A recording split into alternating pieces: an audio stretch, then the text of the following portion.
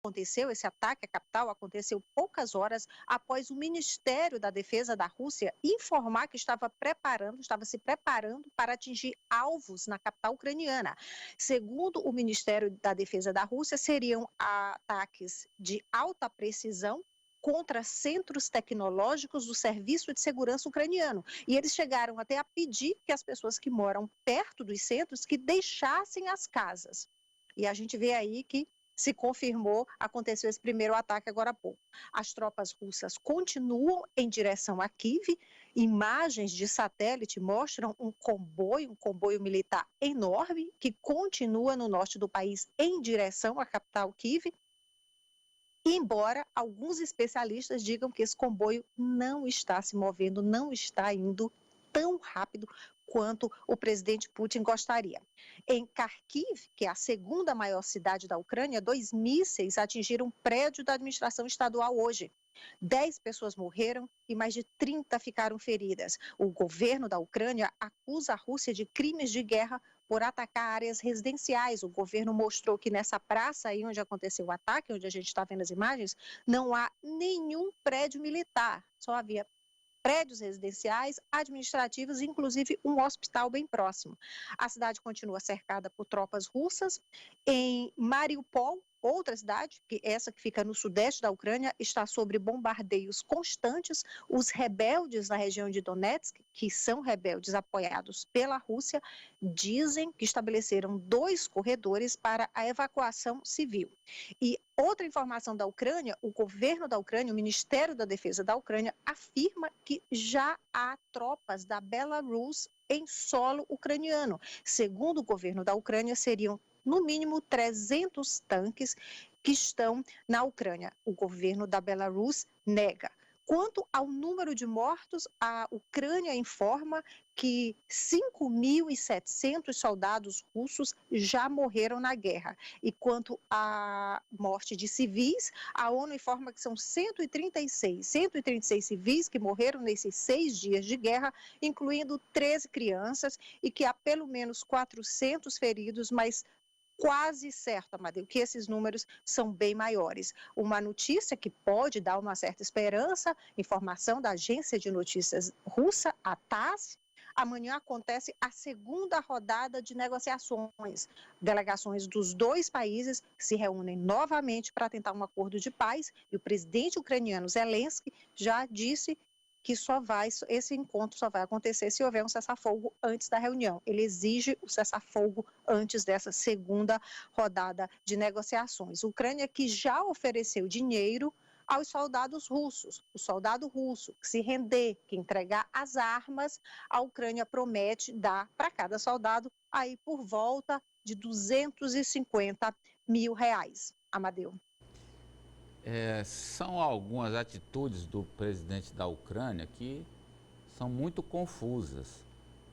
Pediu para o povo usar coquetel Molotov. Fora, a população civil não tem que fazer guerra, porque não sabe, não tem como. Quer dizer, é como se caminha para um suicídio quem vai enfrentar um tanque com um soldado preparado, armado russo com coquetel Molotov. Essa é a minha opinião, acho isso uma loucura. Assim como também de trazer pessoas de outros países, também sem preparo de guerra, civis, para enfrentar os soldados russos. Uma coisa também, precisa... Amadeu. Oi, Socorro. Tem um grupo de irlandeses, não, na verdade são ucranianos que moram na Irlanda e eles deixaram Dublin no último domingo. E eles, civis, como você está falando, eles foram para a Ucrânia para lutar. E há também ingleses. A TV inglesa Sky News mostrou hoje um inglês que não tem nenhuma raiz ucraniana, nenhuma conexão com a Ucrânia, mas ele decidiu deixar a Inglaterra para lutar com os ucranianos. É tudo muito triste, porque são os jovens, não é? Que vão, movidos, claro, por aquele sentimento. No caso dos ucranianos, lá eles têm um nacionalismo muito forte, muito arraigado. E jovens de outros países que veem o massacre e querem dar uma participação. Porém, não entendo que seja a forma mais eficaz de tratar essa guerra, não. Agora, E a tragédia humanitária já está desenhada como a maior migração desse século, né, Socorro? Com as pessoas fugindo da Ucrânia. Pois é, Amadeu, a gente vê essas imagens aí. Segundo a ONU, mais de 600 mil pessoas já deixaram a Ucrânia, já fugiram. Elas vão principalmente para Polônia, para os estados ali vizinhos, os estados que fazem fronteira. Desses 660 mil, a Polônia já recebeu quase 400 mil refugiados. E o governo da Polônia informou hoje que está recebendo uma média de 50 mil refugiados por dia. Mas, segundo a ONU, esse número pode chegar rapidamente a 4 milhões de pessoas que vão deixar o solo ucraniano. Hoje, Amadeu, o presidente da Ucrânia, Volodymyr Zelensky, ele fez um apelo dramático à União Europeia, ao Parlamento Europeu. Foi tão dramático, foi tão cheio de emoção que até o tradutor chorou, ele embargou a voz várias vezes quando traduzia as palavras do presidente ucraniano. Através, a gente vê aí, foi uma videoconferência, Zelensky participou da sessão especial para discutir a guerra na Ucrânia. O presidente disse que o país está lutando para sobreviver e ele apelou mais uma vez à União Europeia que aceite com rapidez a adesão da Ucrânia ao bloco e ele disse o seguinte: provem que não vão nos abandonar. O presidente foi aplaudido de pé pelos deputados com camisas e bandeiras da Ucrânia.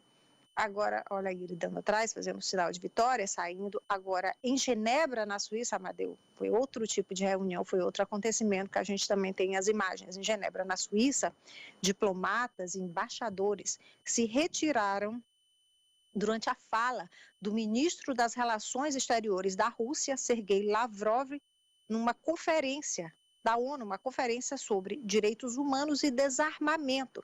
Esse discurso do Lavrov foi um discurso pré-gravado e os deputados, aliás, os embaixadores e diplomatas se retiraram em apoio à Ucrânia. A gente vê imagens aí de dentro do parlamento, pouquíssimos representantes ficaram. E entre esses que ficaram, estão representantes da China e do Brasil. Amadeu. Olha, é muito difícil a gente entender as razões dessa guerra. Agora, já está pacificado no mundo, né, o entendimento de que o Putin é o criminoso, porque atacou um Estado soberano, independente das razões que ele diga ter.